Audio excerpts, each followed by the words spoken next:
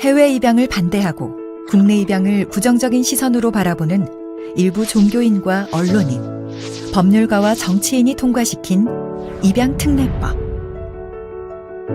우리나라 입양 현실을 무시한 입양특례법의 가장 큰 피해자는 입양이 아닌 시설로 가야 했던 말 못하는 아이들입니다. 입양특례법의 독소조항을 살펴보면 미성년 미혼모나 혼외 출산, 근친이나 성폭력 등으로 인한 딱한 처지라도 입양을 위해서는 출생신고를 강제하고 있습니다. 이는 결국 베이비박스 아동이 급격하게 증가하는 결과를 가져왔습니다. 베이비박스에는 출생신고를 할 수 없어 아이를 놓고 간다는 생모들의 편지가 수북하게 쌓였습니다. 입양 부모의 자격 요건이 과도하게 높아지면서 연봉 5천만 원이 적정 기준처럼 되어버렸습니다. 사법부의 입양 결정 기한이 국내 평균 7개월, 해외 입양은 20개월이라고 합니다. 아이에게 애착이 형성되는 가장 중요한 시기를 부모의 사랑 없이 보내야 합니다. 출생신고를 할 수 없는 유기아동의 경우 입양에 필요한 호적을 만드는데 5개월 이상의 시간이 소요됩니다. 그 사이 아이는 보육시설로 옮겨집니다. 우리나라 시설의 냉정한 현실을 감안하면 아이의 입양은 사실상 어려워집니다.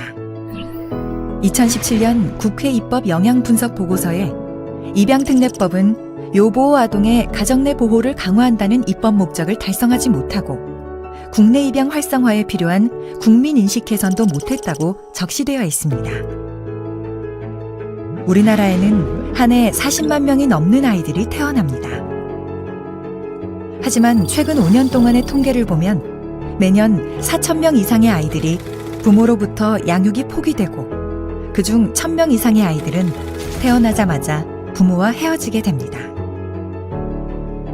2017년 한 해 당장 입양이 필요한 신생아는 1,000여 명에 달했지만 그중 새로운 부모를 만나 가정에서 자라게 된 아이들은 국내 입양 465명, 해외 입양 398명으로 863명에 그쳤습니다.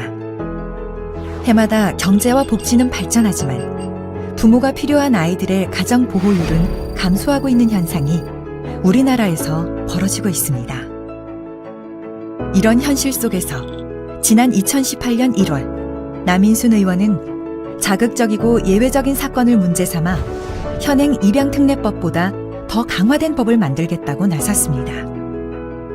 당시 공개된 내용 중에는 입양의 날과 국내 입양 활성화의 법적 근거인 입양 홍보 조항을 삭제하고 입양에 대한 절차를 더욱 까다롭게 하여 국내 입양은 억제하고 해외 입양은 중지시키려는 의도를 비쳤습니다. 우리 사회의 가장 큰 약자는 말도 못하고 부모도 없는 고아들입니다. 가장 먼저 그 아이들의 부모인 미혼 부모에 대한 지원을 강화하고 국내 입양을 활성화하는 한편 국내 입양이 불가능해진 아이들은 해외 입양을 통해서라도 시설이 아닌 가정을 찾아주어야 합니다. 모든 아이가 부모의 사랑이 있는 가정에서 자라야 함은 모든 인류가 지지하는 보편적 가치입니다. 전국 입양가족연대, 전가연의 소중한 가치이기도 합니다.